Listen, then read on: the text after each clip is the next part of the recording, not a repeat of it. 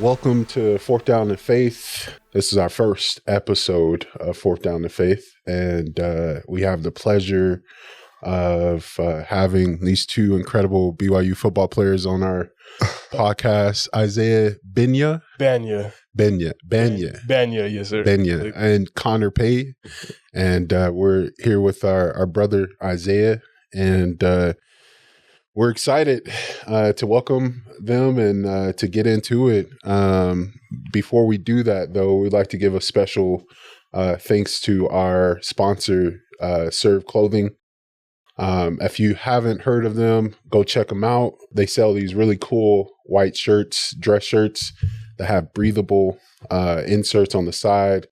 You know, for people like me that sweat all the time, it keeps you fresh and clean. So go check them out. Our promo code is Foyer Fam. Foyer Fam. Foyer Fam. Yeah, Foyer Fam. So make sure you go check them out. Show them some love. Also, make sure you like, subscribe to this video here, and yeah. So we'll go ahead and jump in. And we'll start by just asking you guys a little bit about your background, like where you came from and how you started this journey in football. Cool, man. I guess I'll start. So I'm Isiah Banya. Originally from Canada. Lethbridge, Alberta is where I graduated high school, but I was born in Edmonton. Most of my life it's funny because a lot of people are like, well, where you from? I'm like, well, I'm from Canada. You know what I'm saying? Yeah. But everybody's kind of like, well, okay, we're in Canada. And it's crazy because, man, like, my whole life, just because, like, family and stuff like that, I've kind of just moved everywhere. So I've lived literally all over Canada, from West Coast to East Coast. And, so at the end of the day, it's just easier for me to just be like, you know what, man? I'm from Canada. Yeah, Canada. You know what I'm saying? Because there's not one distinct spot where, I kind of just had my roots kind of built. It's just kind of all over the place. So, man. So I'm from Canada. Started playing ball when I was 11, man. I remember because in Canada, obviously we play football up there, and, we got the CFL, but it wasn't a huge deal for me as it was at that age, as it is, here for a lot of people. I was gonna say it's a little bit different. You know what I'm saying? It's a little different, man, right? People mostly just pay attention like hockey up there, or like even basketball was getting big too. But football just never was an option for me. And then I remember sitting down watching I want to say the Super Bowl with I forget what year it was, but the Giants were playing the Patriots. Oh, and this is why I know I'm a Giants fan. All right? I've been a Giants fan. I know you guys are say. But I got nothing to say. Yeah, anyway, for now. But it's funny because they won that Super Bowl, and I was like, man, like I was watching this game for the first time I ever watched football. I was like, man, this is sick. This is something that I want to do, and I know I can do. So, yeah, man, I was 11 years old at that point, and then ever since then, next summer got pads on and got to it, and never looked back since. Man, it's been an awesome journey. It's brought me to where I'm at. The best decision I've ever made. Wow. So just a little bit about me.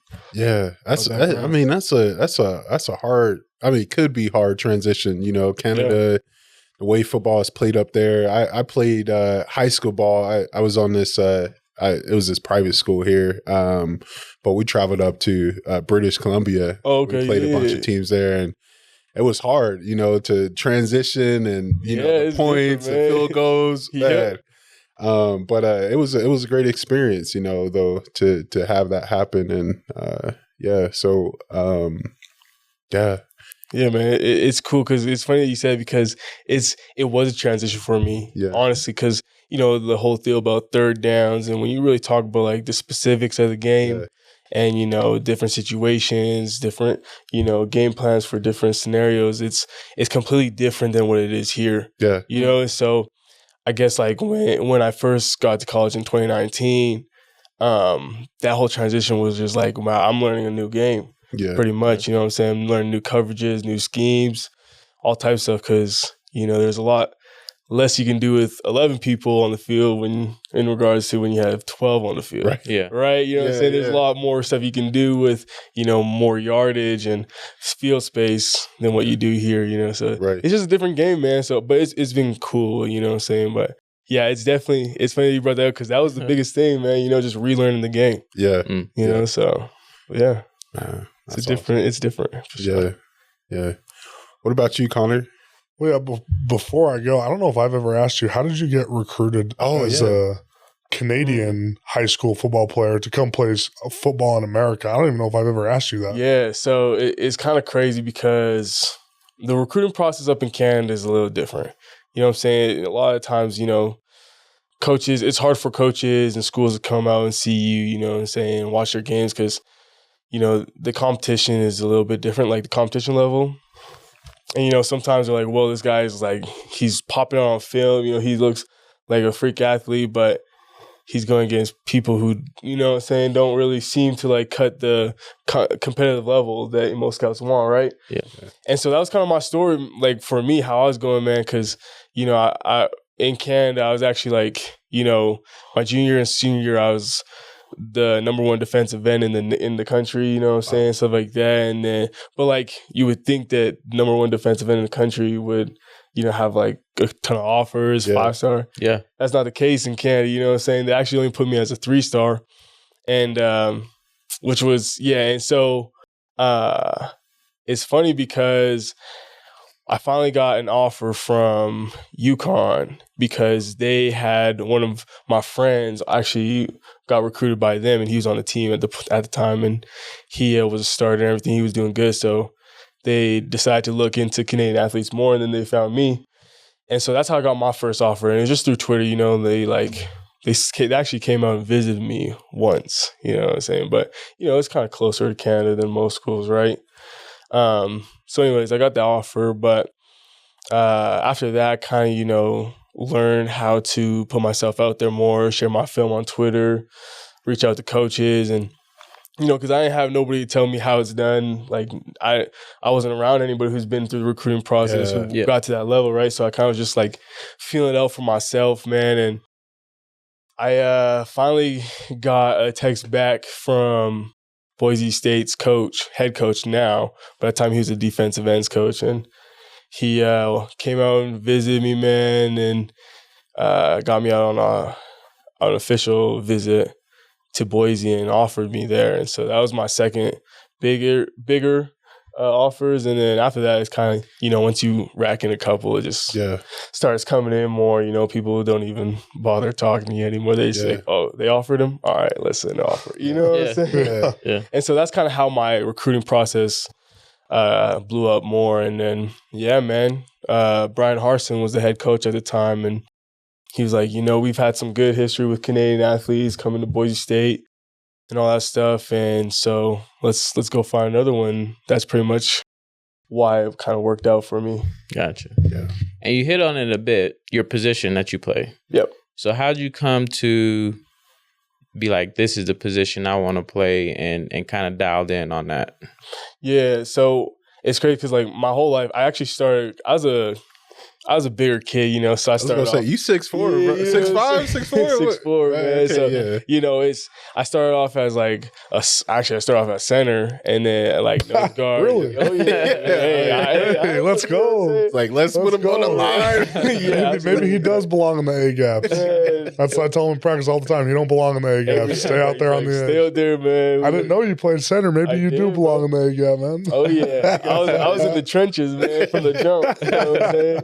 But and like slowly I started like moving out. So then I played guard and D tackle. Then I went out to tight end and D end, and it kind of by the time I went to high school, like senior year, like I'm playing everything. So I kind of got to taste, get a taste, except for quarterback.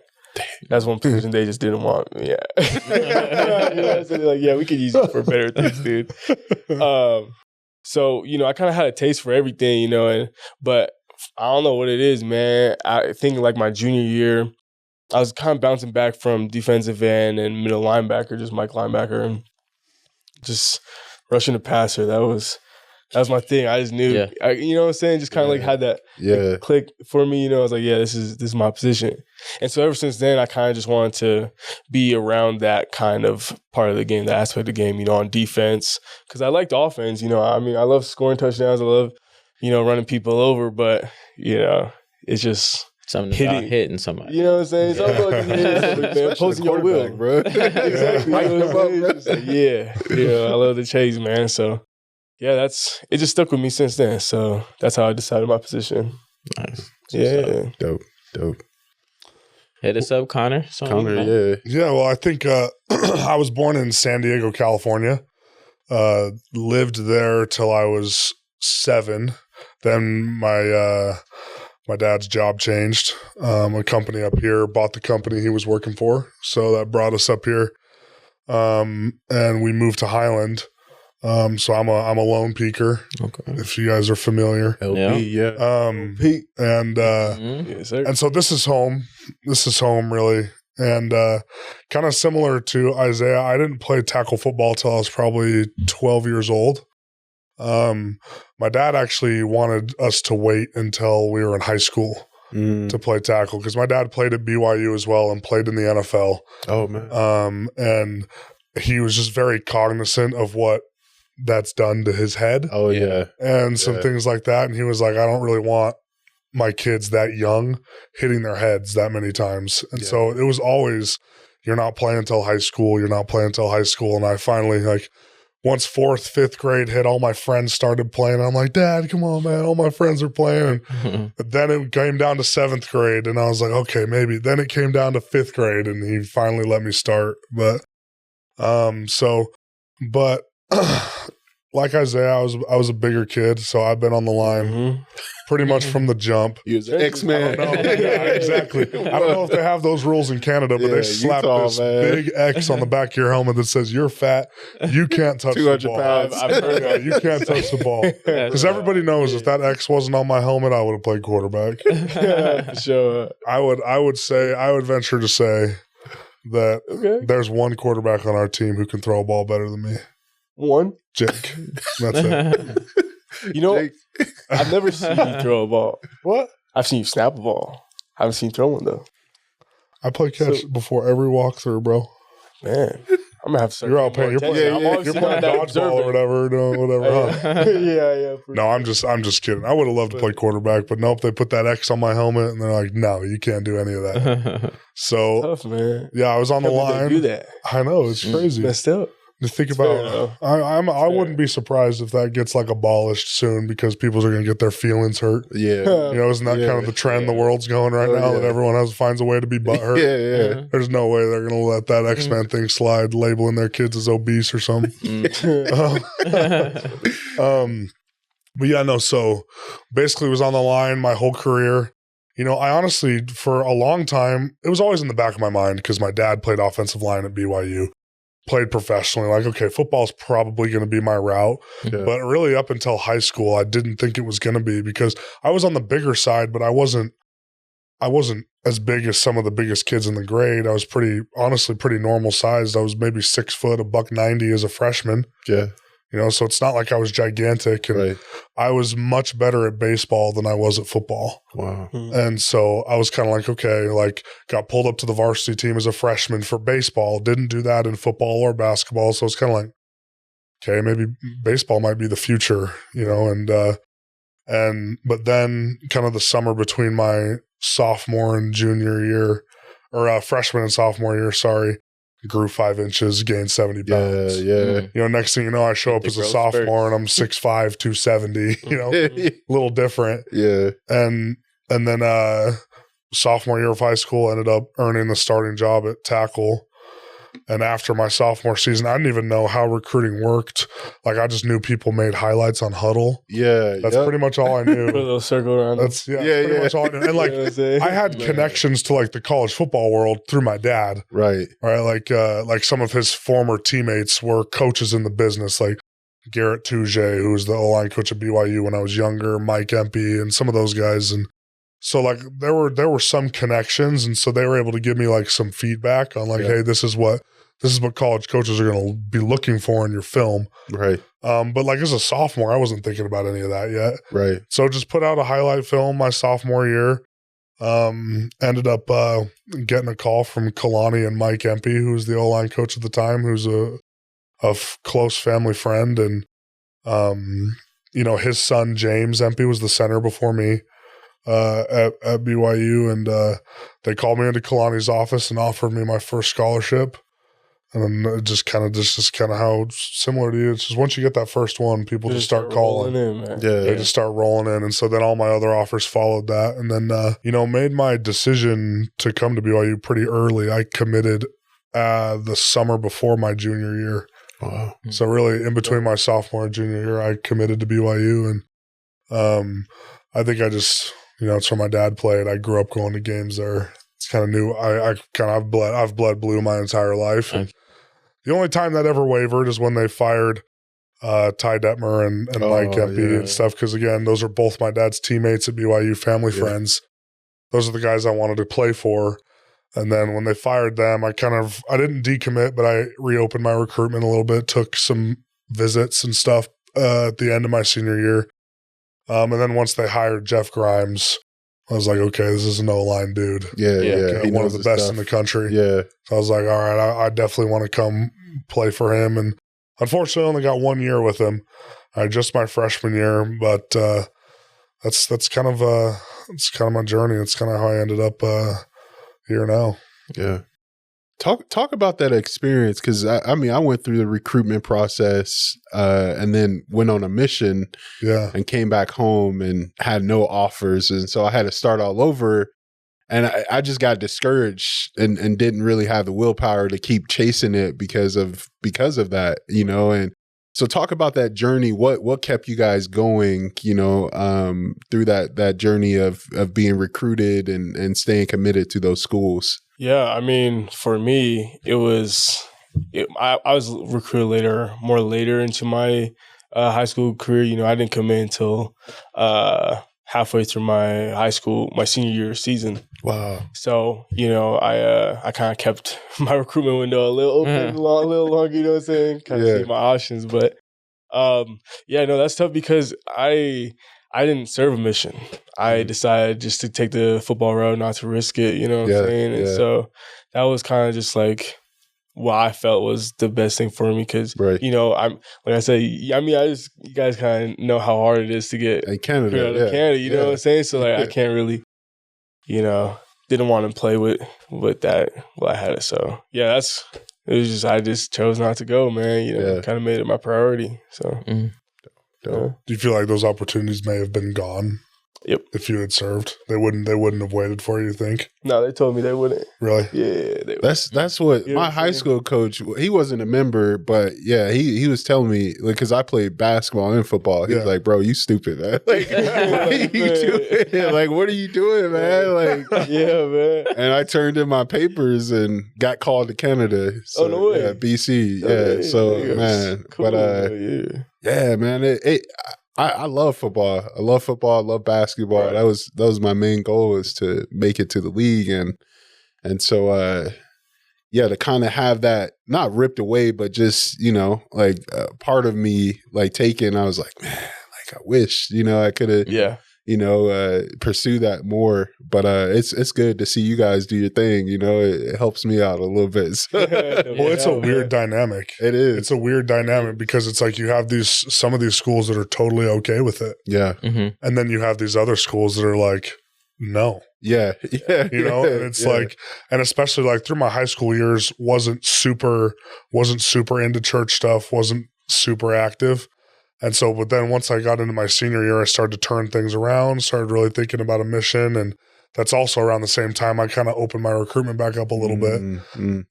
And so, then all of a sudden I get all these other schools calling me because obviously I played a lot better as a senior than I did as a sophomore. So now it's like, I'm getting calls from Oregon, USC, Ohio State, all those schools. And always the first question they ask me is, are you going on a mission? Wow. And I would be like, as of right now, that's the plan. They said, okay, we think you're a great player. we're not going to be able to offer you a scholarship. Yeah. And it's like, okay, sounds good, man. We'll see. Sounds good. You know, and it's interesting how it's shifted now. Oh yeah. Where, you know, schools don't care as much as they did when I was in high school. I don't know why. Maybe it's because the transfer portal and things, like we wait 2 years for a kid, whatever, the whole roster is going to be different by then anyways. That was going to be my next question is like, is the issue of them just waiting the 2 years for you, or is it like them filling space? Like, is there a reason behind why they're just like, this is my thought on it. I think that before the transfer portal era, if you had a really high-level freshman recruit, you could plug and play them right away. Yeah. They can go get that same kid who has college experience from the transfer portal now. Right. So I think there's less, especially for the high-level recruits who are planning on serving missions, there's less of like, I don't know if I'd call it a desperation, but like an immediate need where it's like if you're a 4 or 5 star offensive tackle, you would come in and start right away at that school. Gotcha. And it's like they may need that. But now it's like, okay, you're planning on serving a mission? Okay, great. We'll go grab a 2-year kid from the portal to hold things down while you're gone. Yeah. Gotcha. You know, I think that's what I think. Okay. I think it's just a less pressing of an issue because my brother, my little brother is a senior in high school right now. He's one of the top offensive line recruits in the country.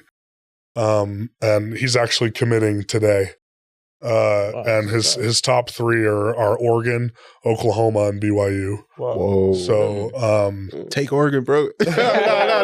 I love BYU, but no, I honestly thought he was going to commit to Oregon. I really did after his official visit because Dan Lanning got up there at his official visit and gave him a 20-minute presentation on the benefit of missions. Wow. And what he thought Austin, my little brother, would bring to Oregon because he's a return missionary. Wow. And it's like, when I was in high school, they would have been like, you're an idiot for going on a mission. You're going to ruin your body. And all this stuff. And now you got the head coach of the #1 team in the country giving this high school kid a presentation on all the great things he's going to get from serving his mission. Wow. And that was so big for Austin, my brother. Like, I swear I thought he was going to commit to Oregon right after the visit. Yeah. So we'll see. I mean, secretly, I'm hoping for the Cougs, you know. That'd be dope too. But, you know, just because that'd be a cool family legacy. Yeah. To have my dad and then all 3 of his sons all play at BYU. That's really pretty cool thing. But we'll see. He commits in a few hours. So I don't know. I don't really know what he's going to do yet. Dang. But I think just because of the way Oklahoma's doing, I think it's really between BYU and Oregon. Oh, okay. You know, because Oklahoma's kind of having a tough year. Like OSU or no, Oklahoma. Big. Okay. Yeah. Wow. Yeah. Okay. Yeah, man. That would be tough. Yeah. Cool. So that's what I think it's the transfer portal that's changed that. You can get guys you need while guys serve missions. Yeah. Gotcha. Whereas back then it was rough, man. Yeah. It was rough. It was like you commit now. Like, yeah. But exactly. Yeah. Man, well, moving on. What's one of the most memorable moments for you on at BYU, like on the field? You want to start this one? Because you've had a lot. Hey, I have mine, but you know, I'm gonna start. I'm gonna say, mine. Yeah, go ahead. You know, I actually have a lot. I have a lot of good. And memories at BYU while you were at Boise State don't count. They don't count. I was gonna say, man, my first favorite memory that comes up about playing at BYU is because it was my first time ever actually playing at BYU. When I was at Boise State. Oh boy, here we go. Yeah, it's 2021, man. Gosh. Hey, I'm gonna bring it up. I gotta bring it up. No, go ahead. It's 3 years in the past. Hey, I'm over it. Hunter knows about this story, man. I'm over it. 2021. You know, it was like the 6th game of the season. Yeah, 6th game of the season. So yeah, we were 5-0. Number 10 in the country. Yeah. You know, Boise State. We were like, 3-2. Really? Yeah, we weren't doing too hot because we just lost to Oklahoma State.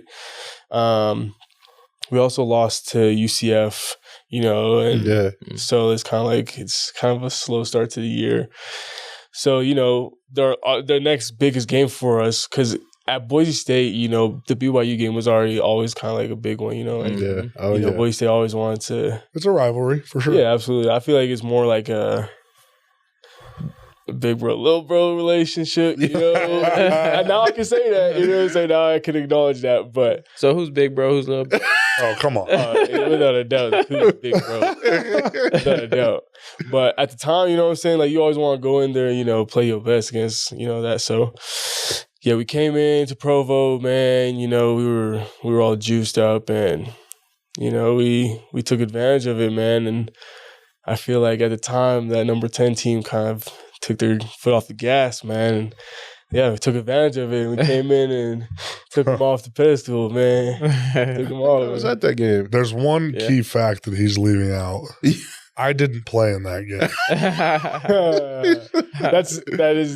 That was the reason for the downfall on offense. Yeah, because your offense, they did go through it, man.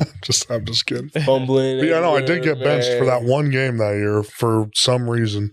I never got an explanation from my coach, Really? but they pulled me for that one game and then put me right back in the next week. I was like, all right, man. I'd been starting the whole year. I was like, we're 5-0. I don't know why we're changing things up. Well, shoot, man. But hey, it was fun on the sideline. I didn't know you back then, but it was fun to watch you tear us up. Yeah, it was a fun game, man. Because even playing Lavelle Edwards Stadium, like, even being the away team, it was still so cool. You know what I'm saying? Just like how electric the environment was, the atmosphere. And yeah, man. So that was my first fun memory of playing at BYU. But, you know, obviously me being here for the past 2 seasons, obviously that's grown. The Kansas State game was electric. It was super fun. Even last year, we had a couple games that were fun, man. And yeah, but that's the first one for sure. Nice. Yeah. I was going to say, I knew for sure you were going to bring up you had to bring up K-State. You guys played so good. That was insane. You guys played so good. Yeah, I have a lot of memories now because I think, I don't know how many starts I have now, 40-something. Dang. You know, and so it's like I've been a starter since 2021, you know, and I was on the 2020 team. And so there was a lot of cool memories, you know, because there's obviously, you know, the kind of the more fun memories like going to Coastal Carolina on 2 days' notice, you know, where it's like on Thursday they said, hey, like it was just such a whirlwind. This isn't really like this is an amazing memory. It's just, there's just some COVID was crazy. Oh, yeah. And it's like we came into the team meeting on a Thursday and they were like, hey, this team, Coastal Carolina, is willing to play us this week. We had lost our game or something because of the other team's COVID issues. And they were like, but we have to go there. Do you guys want to prepare for 2 days and go play them? And at the time we were top 10 in the country. You know, we were 8-0 or something, 9-0. And we were like, heck yeah, let's do it. So they sent us home and they're like, okay, come back. Practice is at 8 p.m. Because the coaches needed to put together some form of a game plan. Yeah. So we our team meetings at 1:30. We left that. The coaches took the next 6 hours or so to put together a game plan. We come back into the IPF at 8 p.m. and practice till about 10. Wow. And then we go home and we have practice again the next morning at 8 o'clock. And so in pads, both practices, if I remember right. And at 8 a.m. we practice. We shower up, we pack, we get on a plane, and we fly across the country to Coastal Carolina and then play them on Saturday. And obviously everybody knows how that game went. We ended up being a yard short. And there was the big fight at halftime. And that's when Zach Wilson tackled. Yes. Wilson. That video was wow. I remember seeing it. Yeah. That's crazy. I'm trying to do that to him. At the time. Well, it was just like they pinned him and they pancaked him on the pick. And it's like, okay, yeah, you got him. They waited for him to get back up, grabbed him, threw him down again, waited for him to get back up. Play's over. Wow. Slam him again. That's when Isaiah Kafusi sprinted out on the field, started fighting him. The bench is cleared. And thinking back, I was like, dude, I was a freshman. I was so inconsequential to the team. I should have ran out there and started throwing haymakers. If they suspend me, it doesn't matter. Right? It doesn't matter. Take your helmet. Yeah, but that's the most angry I've ever seen Kalani. Kalani was shaking the rail, walking into the locker room, trying to go fight fans. No way. Wow. Coastal Carolina was the craziest place I've ever played. Wow. Easily. 5 name sounds crazy, bro. Yeah. They were I actually considered going there. They were one of my offers. I'm glad you did it. That'd be crazy, man. Bruh, that would have been balling on the beach. Balling on the beach, man. That's crazy. Oh man. No, but I think kind of like a real football memory, I guess, is the Utah game in 2021 was my second start of my career. That was my redshirt freshman year. And so just like having lost that game 10 times in a row, you know, to go out, and that was my first time experiencing Lavelle Edwards as full capacity because of COVID. Oh yeah. And then I distinctly remember that last drive where it was like we had to get a first down. They're a fantastic run defense. That's what they're known for. Yep. And we just shoved it right down their throat on 3 straight plays. Got the first down. And I remember when Tyler, we ran a zone play to the left, and Tyler got the first down, and all of us just realized that we just won the game. And it was like that moment was pretty special, where it was just like nobody thought we would ever dominate them in the trenches ever. And we kicked the crap out of them up front the entire game. And so like as an offensive lineman, like that's so like fulfilling. Oh yeah. You know? Yeah. And so I think when we beat Utah, that was pretty special. That whole stretch, you know, then Arizona State the next week was so crazy. And outside of that, I would probably just say the 2022 double overtime win against Baylor was pretty cool. To beat a top 10 team at home in double OT, that was pretty special. But yeah, those are just a couple off the top of my head. Nice. That's dope. Yeah, thanks for sharing those. Yeah. I mean, so both of you decided BYU, right? And Connor, you gave us a little background of why that was your choice to go to BYU. Isiah, but then both of you can answer the second part, but why BYU of all the schools that was offered you? And then for both of you, like, how has that dynamic of being at BYU and being part of the BYU family, like what impressions or how has that been for you guys overall, just being part of the BYU family? Yeah, I mean, for me, coming out of the transfer portal, it was after my 4th season. So, you know, at this point, I'm kind of saying to myself, like, all right, this next decision has to be, you know, the right one, you know. And I remember at the time, I was kind of just like, you know, I was just going through it a little bit more because that whole, you know, process of leaving, you know, 4 years at Boise State, that's, you know, that's like my whole life at the time, you know what I'm saying? I at least of my adulthood, at least. So, you know, that's all I kind of knew, you know, and so just kind of like leaving that, I was like, man, like if I'm going to leave, you know, I got to do something right by myself and by my career, truthfully. And it's crazy, man, because, you know, at the time I didn't like BYU. You know, in fact, I even tried coming to BYU in high school and everything. They were kind of played with me in the recruiting process, but, you know, they didn't Coach really. Mendenhall. Yeah. They didn't really, you know, show me any serious interest until signing day. I was like, well, y'all a little too late, man. You know what I'm saying? So after that point, I've kind of just had like a little bit of bad taste in my mouth when it comes to the Cougars. You know what I'm saying? And then going to Boise State, adds on top of it. You know, you know what I'm saying? So like, I'm thinking BYU's the last place I'm gonna go, truthfully. Yeah. And it's crazy because while I was at Boise State that last season, Kelly Papinga, my position coach now here at BYU, was just got there for that one season. And you know, it's crazy because he was my position coach for that 6 months, and you know, we had a cool friendship then. You know, a great connection, but you know, I didn't think he was gonna go back to BYU either. You know what I'm saying? So after that season, I hit the portal, man, and I was like, you know, I don't know what I'm gonna do. I don't know what schools are gonna come out and try to recruit me. Where I'm gonna go next. All I know is that like wherever I go, I really have to lock in and make the best of my situation. And so with all that constantly being in my head, man, like always just thinking about it, kind of like drives you in like a little rabbit hole, you know, and you kind of start to, you know, I started to obviously distance myself with, you know, my friends at the time because they're still on the team and they feel some type of way. So I didn't really have nobody to talk to, man. So I got to kind of like a dark place, honestly. And within that whole process, and then I was like, you know what, man, like the only way that I'm gonna make it through, I'm gonna make my career like bring it back to life. You know what I'm saying? The only way I'm gonna do it isn't gonna be on my own. You know what I'm saying? Like at that time, I wasn't very much in the church. I wasn't really paying too much attention to my faith. You know, that side of my life.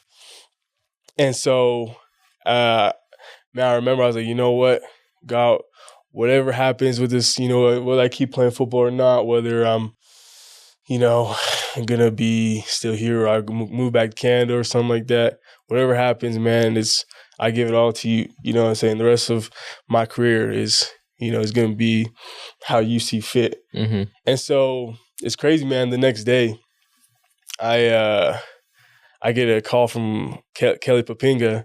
He's like, hey, man, I'm at BYU. And I was like, dang, man, you know what I'm saying? Like, you was out of here that fast. That fast you was out of here, huh? Shoot, you know what I'm saying? He's like, yeah, man. You know, I'm sitting here with the D staff, and we saw that, you know, obviously your name's still in the portal, and wondering if you want to come check out BYU. You know what I'm saying? I was like, and then after he hit me, I was like, nah. You know, so I was like, bro, man, there's no way, man. You know what I'm saying? Like, man, it's crazy how fast. I didn't think it was going to be that fast and that, you know, boom in your face, you know what I'm saying? Kind of like an answer to my prayer, but, you know, it was. And it was something that caught me off guard. But I was like, for some reason, I felt in my heart, I was like, you know what, shoot. This is the Lord's university, man. If I'm doing this for him, I might as well give them the time of day. Yeah. You know what I'm saying? I might as well give them the chance. And so, yeah, man, the next week, I went on a visit. It was less than 24 hours. Wow. I was there that evening, did my photo shoot, did like a small trip around campus. It was middle of December, so it was like, you know, snow was everywhere. I couldn't really get out and walk around, you know what I'm saying? And then, yeah, man, went to bed. Next morning, woke up, had my meetings, and got lunch, and I was out. Went back to Boise after that fast. But it's crazy, man, because I remember just coming here, and it was like a sense of peace, man, relief for me. You know what I'm saying? And I remember standing there outside the student-athlete building, just kind of looking up. I was like, man, like, this is my spot. This is right for me. You know, it's crazy, man. It's like everything just took a 180 for me. And so that's why I ended up committing, bro. And I didn't even entertain anything else after that. And it was crazy, man, because, you know, after I came on this visit, more schools, obviously, like I said, you know how the recruiting process happens. And once, you know, you get an offer, they start rolling in, which they did, man. But I knew this was the place I needed to be in. My life would change from doing it, man. And it's the best decision I've ever made. That's awesome, man. So, yeah, but how it's affected me, though, honestly, like, oh, man, in ways that I can't even describe. And, like, in countless ways I've been blessed, man. Even, like, just the way that I live my life, my priorities, my perspectives, my relationships. You know, I feel like environment has such a huge impact on the type of person you are and, you know, your habits, obviously, too. And the influence, truthfully. And, you know, all with all that being said, it's just impacted me for the better in every which way. So, right. That's a testament, man, to revelatory experiences. Like, you followed your gut, you followed your prayer, and then everything from there just basically expanded and got better, man. So thanks for sharing that. Yeah, absolutely. In the way you did. For sure. And he got the best locker buddy ever. The best, man. Yours truly. Yours truly, this guy right here, man. Yep. I know. I remember the day you got here. Yeah. And I just look up and I see that the locker next to me is empty. I slap up this picture. I was like, who the crap is this guy? And I was like, who is Isiah Bagnah? Didn't know how to say her name. Didn't know how to say her name yet. Yeah. But no, Zay and I have been locker buddies now for 2 years. Yep. So. Yeah, it's my dog, man. My dog. For real. Yeah. It's hard, man. It's hard. I think that's something that, you know, being in the church, most athletes don't talk about, but like, balancing your faith and also, you know, playing sports, you know, and how difficult that could be at times. And I remember, like, even in high school, you know, there was times where I was, you know, my mom would tell me, of course, you know, you better come to church, you know.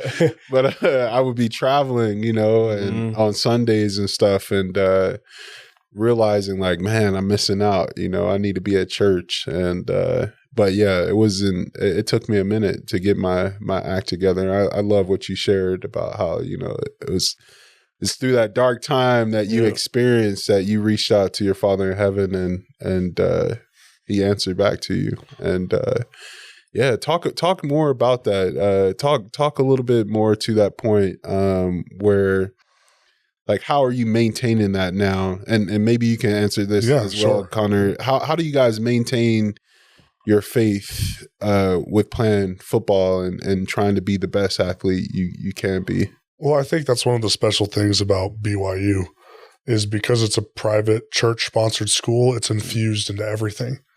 We can't go to football without the gospel being a part of it. You know, we can't go to class without the gospel being a part of it. You know, and I think that's one of the strengths of BYU because it changes people, right? And, you know, I think it was interesting to me that I was having a conversation with our O-line coach, TJ Woods, you know, a couple weeks ago, and he always makes this joke to us. He's like, "You guys need to play good because I want to retire here." Like, he loves BYU. He loves it. And he was like, and he was just saying, he's like, BYU has all these great things. He's like, I love coaching football here. It's fun, and we're at the highest level now, and he's like, deep down, he's like, BYU makes me a better man. He's like, that's why I love it here. And it was kind of interesting because, like, Coach Woods, non-member. Right? Christian family, you know, strong Christian family. But at the same time, he sees the value that having that faith-based institution brings to him and his family. And he tells us about that all the time. You know, how he feels like being a coach here helps him be a better husband and a better father. Right? And I feel like that extends to us as well.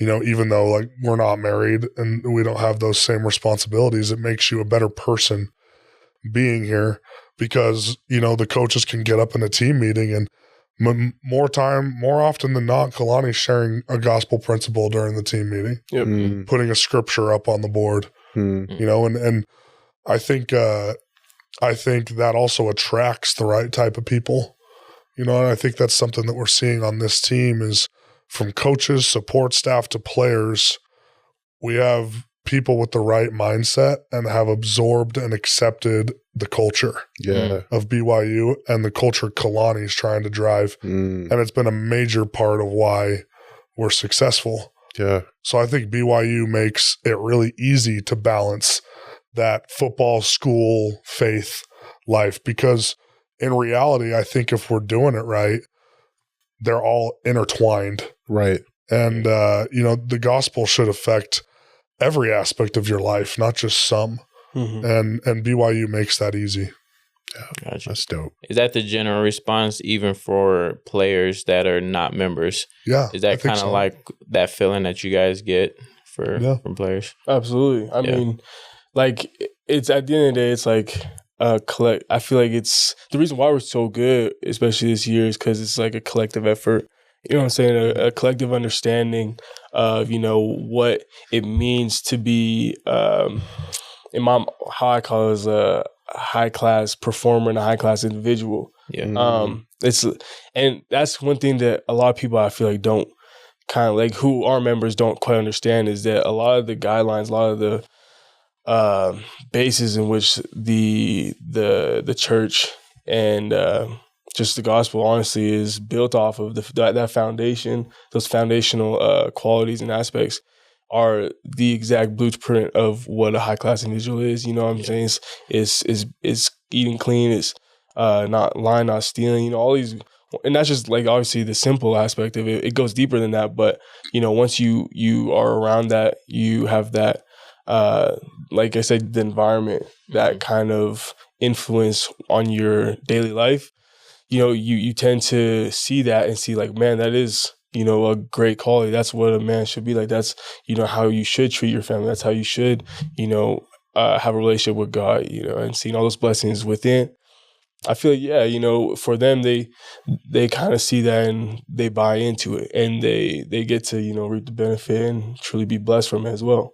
Awesome. Yeah, they may not necessarily see the ins and outs of why, especially with things like the honor code, but they see the benefits. Yeah. Gotcha. Where it's like if you live the honor code to the T, you're putting yourself in the best position to be the best athlete you possibly can. Right. Mhm. So like it's easy, I think the honor code is our superpower in a lot of ways. Oh, yeah.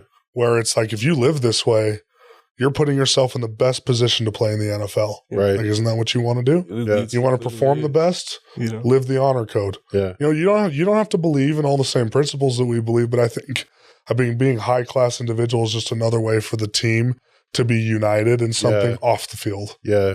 All right, that's something where we have all these goals, all these things we do all year long where we're united on the field, training, off season, all that stuff, film work, everything, weight room. But this gives us something that's almost a higher purpose that we're unified in, where it's like, hey, we know that the underlying thing we're trying to do is become better men together. And in turn, that's going to make us better football players. Agreed. That's awesome. I'm not gonna lie, I've always wondered about that because I'm a late convert. I was 23 when I was baptized, and I always wondered about individuals who went to BYU who weren't members, like how they, whether it's just students or athletes, right? How they adjust to like just the cultural difference, you know. But having your perspective and realizing that, they may not know and have the understanding that we do about the faith, but the honor code basically presents a better and higher way of living for people that want that. Right. So, and I would say I would put a caveat that it definitely is a culture shock. Oh, yeah. For a lot of people, just being in the BYU environment. You know what I'm saying? I was like, well, it's a lot. Like for someone who is a member, it's still a culture shock. Right? It was like, But I think too, especially that players, when they come from like predominantly African-American communities and you show up to BYU's campus, you go to class and there's like 2 or 3 others in your class of 300 people, it's a little different, right? It's a little different. Like a sore obviously in the locker room, it's not like that because it's obviously way more diverse than the general campus. Right. Especially now. Right, exactly. And so, Jake Retzloff has talked about this in some of his interviews that he's done recently about how being at BYU has strengthened his faith in Judaism. Wow. Right. And how it's had a positive effect. And he talks about that, how just being at a faith-based institution has made him a better member of his faith. Wow. And I think a lot of guys on the team feel that way who aren't members but are people of faith. We have a huge group of the Christian guys on the team that go to Center Point together every Sunday in Orem. And so I think obviously culturally very different, but I think principally it's pretty in line with how people want to live. May not be how they're living at the time. And sometimes when people first come in, it's a little bit of a tug of war, to get them to live that honor code because they maybe don't quite yet understand its purpose and how it can actually help them. But I think as they mature and are at BYU for longer and see the benefits, those young freshmen who turn into sophomores and eventually leaders of the team kind of see the change that BYU can have on them. Yeah. And I think that makes the culture shock easier to handle, in my opinion. You would know better than me. But no, you couldn't say it better. Yep, that's 100% the case. Yeah. 100%. That's dope, though. I mean, because that's what you want, though. Like, especially as a coach, like you want your players to be winners on the field and off the field. And so that honor code and having, an environment where you can, still be yourself, but have this like standard can really shape you, and you can carry that on, whether you play in the league or, creating a family, going to work or whatever, like those principles can be with you forever. So that's amazing. That's good to hear that. 'Cause I remember coming in, when Coach Sataki was first starting out, and it was wild, man. It was wild, man. It scared me because I had just got off my mission. Like, a year ago, and so I was like, man, like I don't know if I'm ready for this. Like I don't know. Still kind of feeling weak, but Kalani definitely has a different approach too. Oh yeah, than Bronco did, a much more approachable. Type of coaching. I remember my freshman year, Bronco was still the head coach of high school. That was his last season, and I took a recruiting visit, and I went and sat down in his office, and we read sections of the Ensign.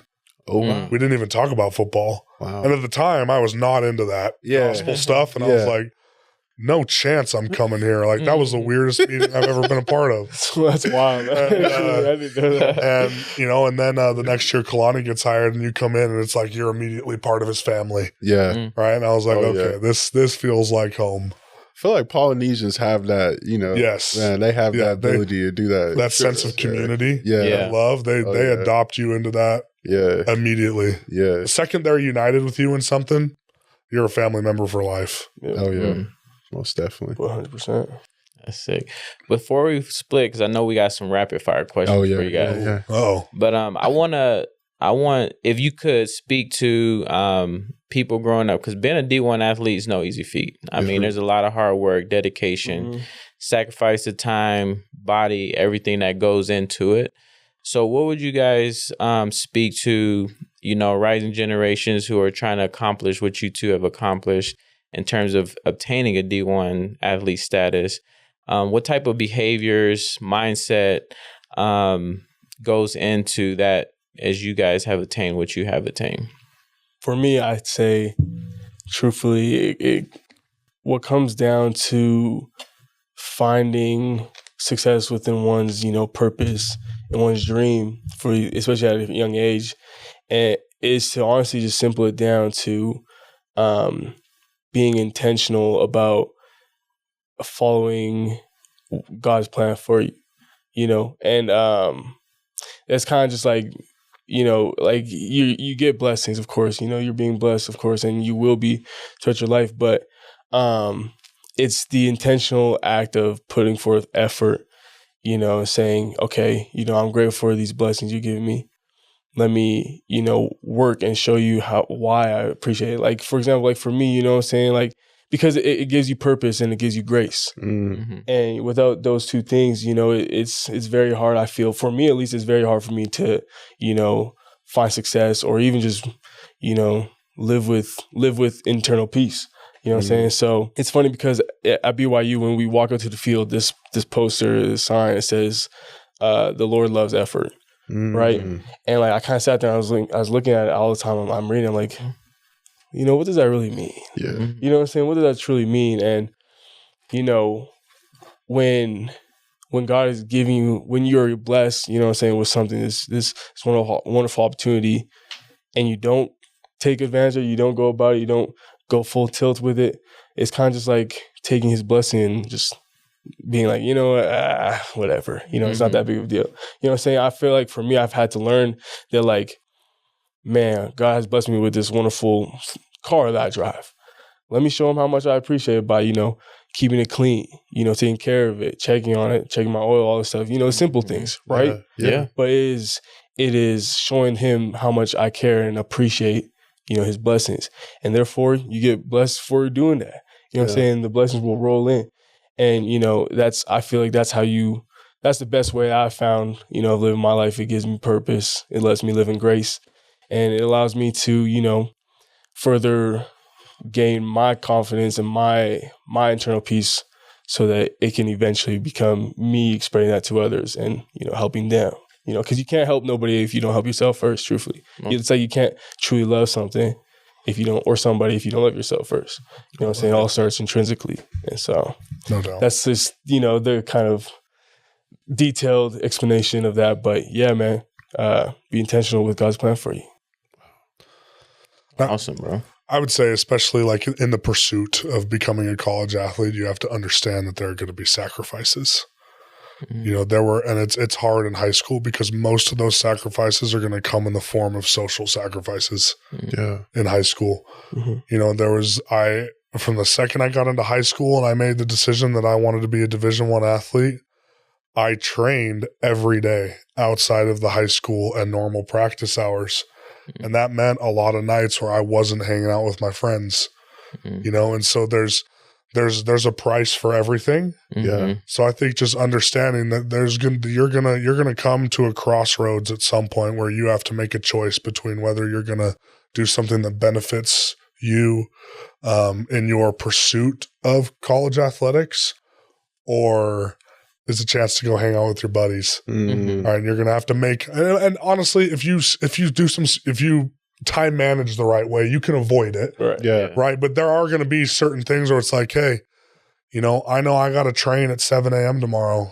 I'm getting invited to this party. I know I'm going to be out late. Like, there were a lot of times where I chose not to go, you know, or because, you know, I was going to perform at this camp or something. I need my sleep.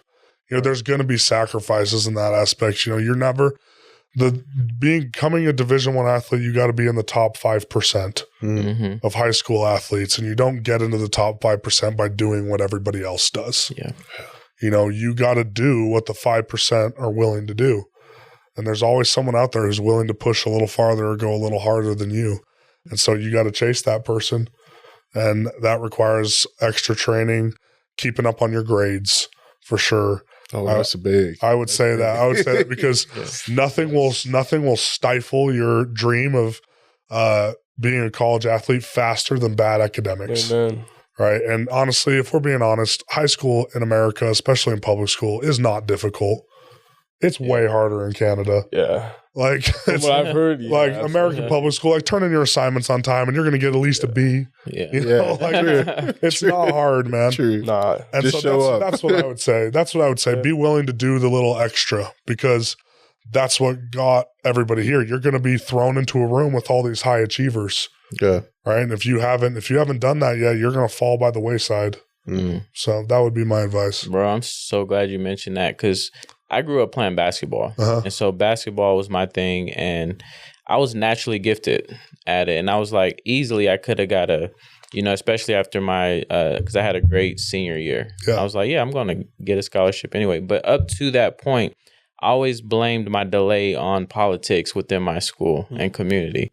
But had I been that 5% and not, and basically took time that I was with my boys or partying or whatever, you know what I'm saying, practicing, there would have been no reason freshman through senior year I would have been on the squad balling and made that transition into college a lot easier. Yeah. So I'm glad you mentioned like the sacrifice, because I didn't make the sacrifice. Like, I didn't practice extra. I didn't work out extra. Like, I was just going off the natural talent that I had and practice, right?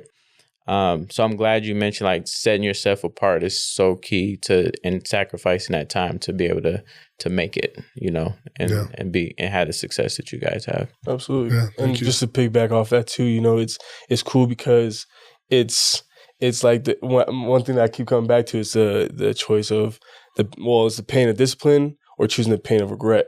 You know what I'm saying? All it comes down to is like your choice. You know, there's pain either way. There's pain either way, man. Right. You know what I'm saying? You just might not see it yet, you know, but regardless. And so it's that effort of making a choice, you know, all right, this is my priority. I'm gonna make an effort for that.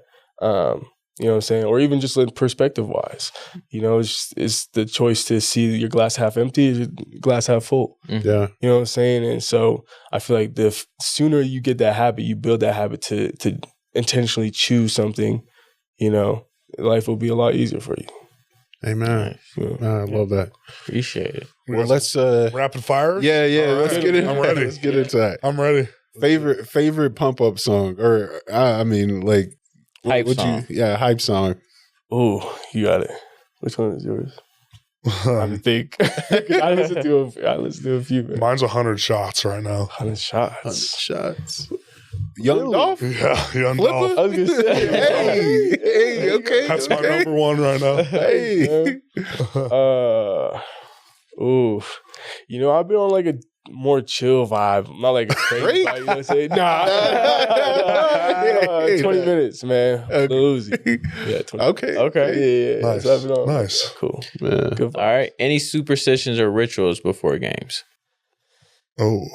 I personally don't do that. I don't have anything ritual. I don't, because I don't want to put it on nothing. You know what I'm saying? I don't want to be like, oh dang, I didn't do this. I'm going to play bad. I can't. You know what I'm saying? I have a general routine. I just have a checklist of things I like to do before the game. The order doesn't matter. Like I said, it's like I just have a few things I want to get done before the game. But one thing I guess I always do is I always play catch with somebody before the game. That's like my tradition, right? Okay, nice. Do you ever like visualize, like walk through, like what you're going to do, what you're trying to accomplish, or anything? Yes, we actually have team visualization in the hotel the night before, where our mental health specialist. We all lay down in the hotel in one of the ballrooms. They shut all the lights off. We have a pillow. And he has us basically closes our eyes and he walks us through a meditation and visualization session. And that it's powerful, man. We do that the night before every game. Some guys take it seriously. Some guys are on their phones or something distracting other people. Laughing up in the corners. Yeah. So like we gotta kick those guys out or something. But it's helped. It's huge. It's big time. Yeah, it's been big. Yeah, I really enjoy it. Like breath work. Yeah. But the visualization part. Yeah. Right. Yeah. So all right, if you guys could play with any athlete, past or present, who would it be? Football or any sport? Let's do football, then any sport. We'll do both. Football first. Football, I'm going to say Ray Lewis. Oh, let's go. Yeah. Yes. Yes, sir. That defensive mindset, man, that's something that must have been infectious. Oh, yeah. You know what I'm saying? Yeah. Mm-hmm. But yeah, that's a good one. That's a good choice. I would say for me, either Tom Brady or Peyton Manning, just to hear how they process the game, and like as a center, you kind of have to think the same way the quarterback does in terms of reading the defense and all that stuff. Obviously, not to the same extent. His responsibility is the whole offense. My responsibility is really the front 7 guys on offense, the O-line and the tight ends and running backs, but just being able to be around them and see how they would have prepared for games and what they saw and how they check things at the line of scrimmage as a cerebral player like I am, I feel like that would have been just fascinating. See how they do things. Yeah. Peyton Manning's mind was just different, man. He different. The way he read all the defenses and the size of his forehead, everything. Yeah, everything. Hey, you could tell. You could tell, man. You could tell there was a lot of info up there. Oh yeah, bro. Man. All right, now we'll go any athlete. Okay, any athlete. Any athlete. Play with Mike Tyson. Oh, great choice. Great choice. Just because he was my idol growing up, I would have loved to play baseball with David Ortiz. Oh, yeah. Big Poppy. Nice. Big Poppy, man. Yeah. He was big. He was lefty. I was big. I was lefty. I tried to model my swing after his. Like, man, I would have loved to play with it or just interact with him at the very least, Okay. Sick. Okay. Now, this is a big topic recently for some reason. Okay. Actually, I know why. But is it an easier transition for basketball players to play football or football players to play basketball? This is the question for him, man. I guess, yeah. For him. Yeah, because I mean, because I did do both.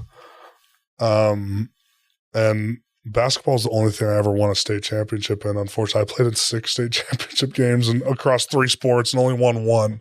Sucked. Dang. I think it would be easier for a football player to transition to playing basketball in the general sense. I think there are those freaks in the NBA who absolutely could make the transition to the NFL. Mm-hmm. But I think overall, like if you just picked someone random from the NFL, someone random from the NBA, I think the transition from football to basketball might be a little easier because and there's just so much skill involved in basketball. It's hard for me to say that. I hesitate, but I think it's a lot easier to become less physical than it is to all of a sudden become extremely physical. Absolutely. And so it's like, I don't think, any random NBA player could go into an NFL locker room and be physically prepared to play like that. I think an NFL player with some general basketball skills like could at least go in there and compete. They may suck badly, but they could at least go in there and compete. I don't know if a random NBA player could go in there and last 3 or 4 plays without their body breaking. You know, and it's just they're just not trained that way. You know, which is fine. But again, like there's those top guys at the NBA level that I think absolutely could make the transition. Right, like Zion Williamson, he's basically the size of an offensive tackle, anyways. Yeah, like he could absolutely do it. He could absolutely do it. You know, and obviously there's the freaks like LeBron played football his whole life. LeBron could easily make that transition. But I would say if you picked a random guy from the NBA, random guy from the NFL, and I'll probably get all kinds of hate for this, but I think the transition from NFL to NBA would be maybe a little easier than NBA to NFL. That's what I think. That was very well thought out, actually. I agree. You know what I'm saying? I feel also, too, though, like, of course, you know, at different levels, you know, professional level, 100% agree, you know, with Connor. But, you know, at the high school level, you could get away with it. You know what I'm saying? Right. Either or. You can get away with it, you know. But when it comes to, like, a high level of competing and, you know, with everything within, you know, like the aspect of being physical, you can't just, you know, go in there and not be physical. You can't do it. Yeah. You know what I'm saying? Like, it's more than just a physical box out, you know, like, especially in the trenches, like, it's... Yeah, it's less of a skill, more it's like, I just don't know if they could physically handle it. Absolutely. Yeah. You know what I'm saying? Like, it's... Or it's like, we obviously may not be very good, but we could physically handle basketball. Yeah, yeah. I believe so, yeah. Oh, for sure. You know what I'm saying? Yeah. But again, I hesitate because but taking on a pulling guard. I was high school teammates with Frank Jackson. You know, like it's tough, man. Yeah. I don't see Chris Paul doing that. I just don't see Chris Paul doing that. Right. No, it's true. So it's true. Like again, I hesitate, right? Because I've played with professional basketball players before, and like I was teammates with one in high school. See him at the Powder League and stuff like that, and just going to my high school coach was close friends with, you know, Grant Hill and some of the other guards on the Jazz, and they would come practice with us in high school. Like that's a different level of skill. And so like I'm not minimizing that. I just think more in the physical aspect. Right. Yeah. No, I get it. Now this is a big hot topic with Ant Edwards and Justin Jefferson. So and then they started a whole thing with other athletes about that. So I wanted to ask you guys your perspective. My biggest thing would be because with football, you got to know so much, like the plays. Yeah, that's true. There's so much that goes into memorizing plays and knowing where people need to be. And I feel like that would be one of the biggest things for that's true. NBA a football playbook is a lot bigger than a basketball playbook. There's also a lot more different positions, different body types, different roles. It's just 11 people versus 5 people. Yeah. Yeah. So I think that's true too. Yeah. I hadn't thought about that. Nice. That's definitely true. One more question, unless you have another one, Isaiah. No, go ahead, bro. The drip, man. The drip. Are you that football player that be wearing the towels with the black visor and all the armbands, or what's drip like on game day? Okay, me personally, I'm not excessive. You know what I'm saying? I have my own little personal drip. You know, it's just the tights, the turf tape, but like, you know, everything else that I have on, like I gotta have on, like the thumb hand tape. My hands are all taped up. You know what I'm saying? I'll wear a skull cap. But yeah, man, it's nothing crazy. You know, I don't have like 100, you know, armbands on, you know, like some people. I don't have like one arm, you know, one color sleeve, then the other one's a different color. You're feeling yourself though. Don't downplay. Don't downplay. Don't downplay. Play good. You know a pair of cleats for each quarter. Yeah, man. No, that's not me. Yeah, that's not me. At least. Yeah. You know, I'm the same way. Mine's purely functional. Like I do. I've always done the eye black. Yeah. And to be honest, that originated because I didn't like that my face was red all the time. Yeah. I'm serious. So it's not as bad now as it was in high school. And so it's just been a tradition that I would smear my face with paint to cover up my rosy cheeks. You know, and so I've just always done it. But then I do wear a towel on my snap hand side just to keep my hand dry. Yeah. That's really all I. Gotcha. And I'll let the undershirt hang out or something, but that's also more so my jersey doesn't hook under my belly and make me look extra fat. You know, so again, purely functional. Gotcha. So. I do got one more. Grass or turf? Grass. Oh yeah, Grass. beads, Grass. Yeah. You know, I used to be a turf guy my whole life. You know, and I'd be like, grass, oh my gosh, I don't want to play on that. You know, but I don't know what it is. This year, it just clicked in my mind. I'm like, yeah, I like grass way better. Probably because we just got brand new grass. And for the first time ever, our grass in our stadium is actually nice. Absolutely. That's for it sucked before. Yeah, now it's nice. And what would you say is like the major differences, though, between playing on grass and turf?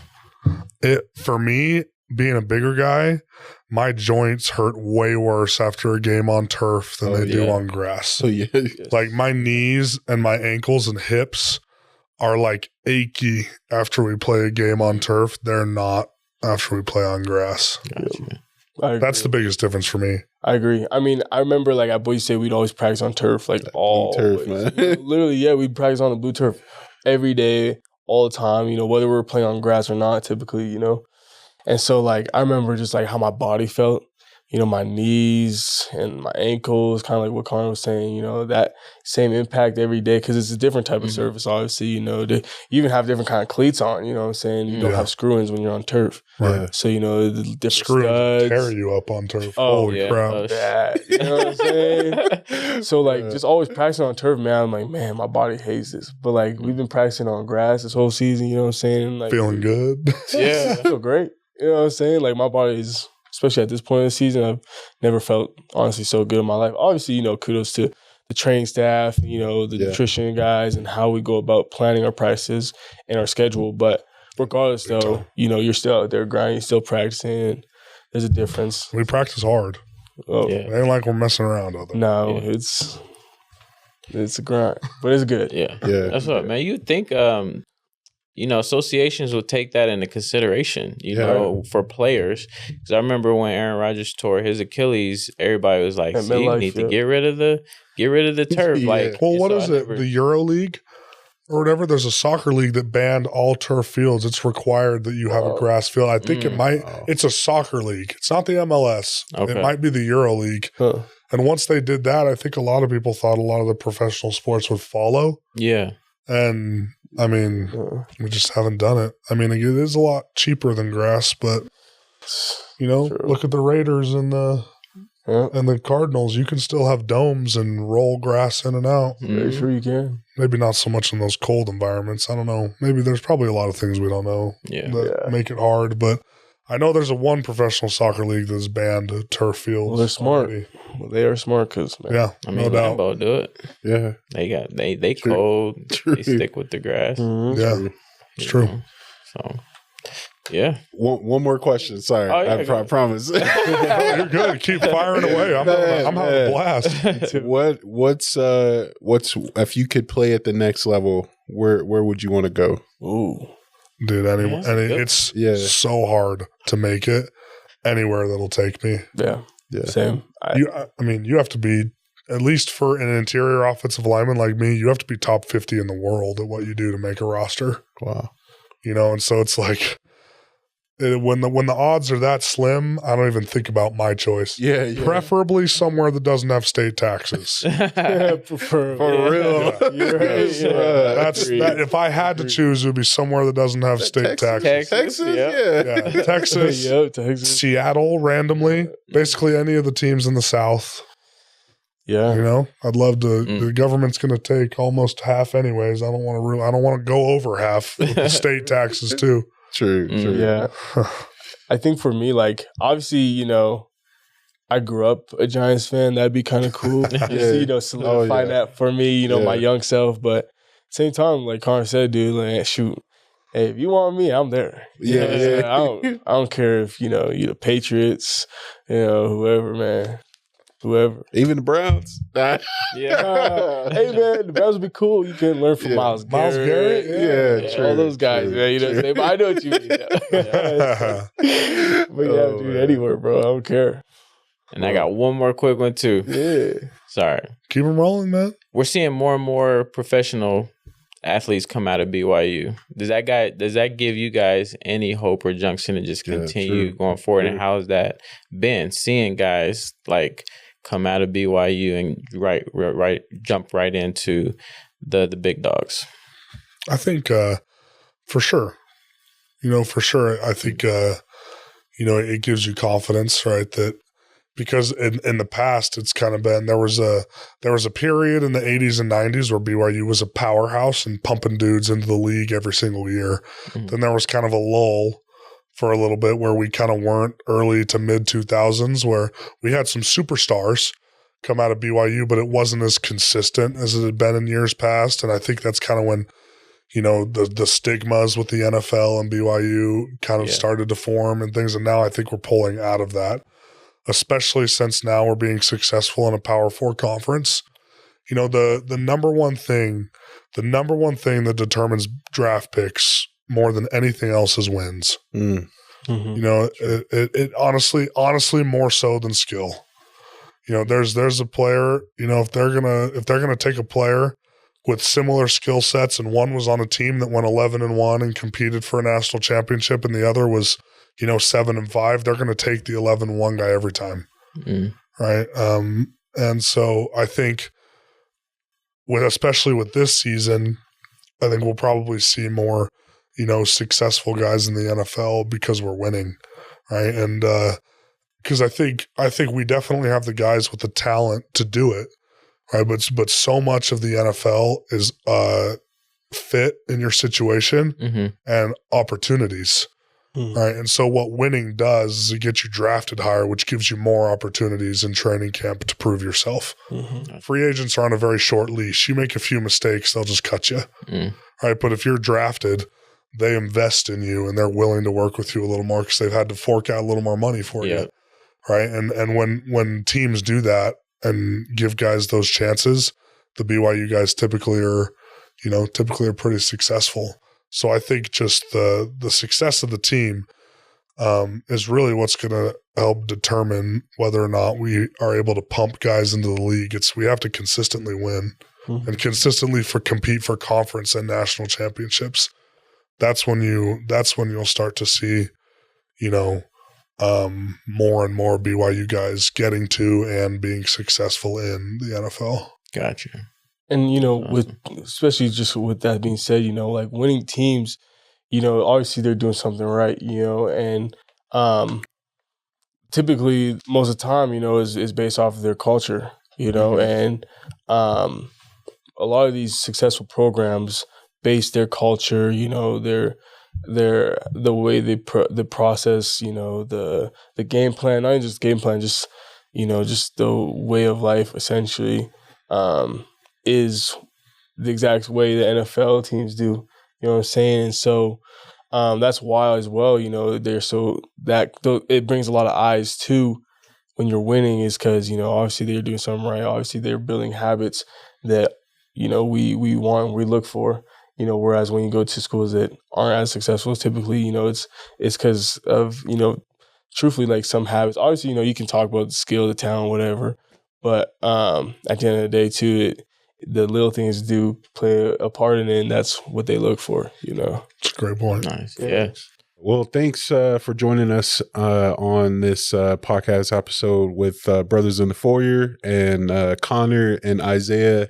Thank you guys so much for clearing your schedule for us, man. We know how busy you are with school and football. So thanks for having us, man. This has been a blast. It's been awesome.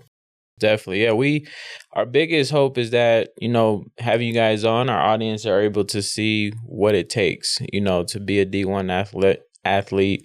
Not only just a D1 athlete, but just, you guys mentioned just having a great mindset around what you do, the work ethic, that needs to go into being successful, at whatever you do.